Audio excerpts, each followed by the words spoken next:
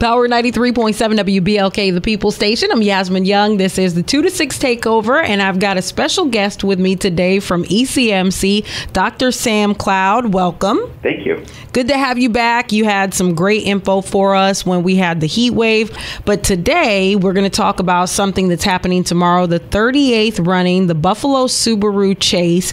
It's been around this will be the 38th year, but for those who might not be familiar, let's talk a little bit about what exactly the Buffalo Subaru Chase is. So the Subaru Challenge is a race event that's been going on for a long time, as you mentioned. It's one of the signature events in the Elmwood Village. It's a lot of fun, kind of like a turkey trot. And it's great to experience the beautiful Elmwood Village in the summer, and it attracts a lot of people who might not normally be big runners, so like the turkey trot does. So it's really important to know your body and stay hydrated when you're running on a warm summer evening. So it's a 4-mile race. When you're talking about running for 4 miles, especially like you mentioned, if you're not an experienced runner, this is not something you do, and we are in the middle of summer. What are some of those tips on how people can enjoy themselves, make sure that they stay safe, but still be able to participate? I think it's really important to know your body, especially if you're not a big runner or if you have chronic medical conditions. There are certain chronic medical conditions like heart failure, certain medications like water tablets, water pills, that can actually make you more susceptible to heat exhaustion and heat stroke. So I think it's important to stay hydrated. I think it's important to listen to your body. I know when I run the turkey trot, even if I haven't ran for a little while, I feel kind of the excitement of the crowd kind of pushes me along and maybe makes me push myself a little harder than I normally would. But you definitely need to know your body. And if running is not something you normally do, or if you normally don't run a 4-mile foot race, then definitely slow yourself down.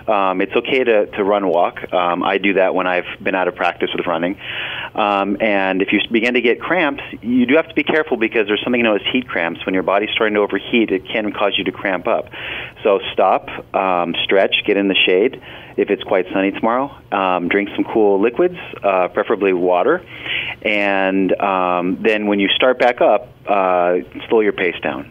Okay, great advice, especially if you do get those like leg cramps or if you're experiencing those cramps when your body is overheating. So great. Thank you for that. And for the info for the race, 11 a.m. is registration, and that's when the expo begins tomorrow. 5 o'clock, there's happy hour. So give us a little tip for those of us who like to enjoy happy hour, sometimes maybe too much.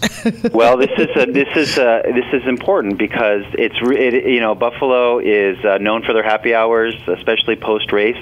But please, please, please have a option for you to get home safely. Do not drink and drive, especially if you have been running and you're running on an empty stomach. The alcohol tends to go to the head a little faster, and I think it's very important for everybody to have a responsible ride home.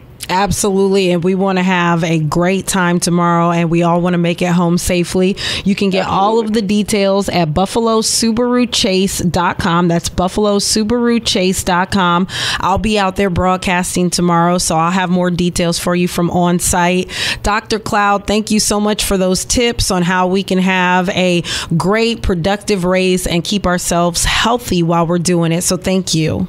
Thank you so much. I appreciate it. And you can get more details on the race right now on our website at WBLK.com.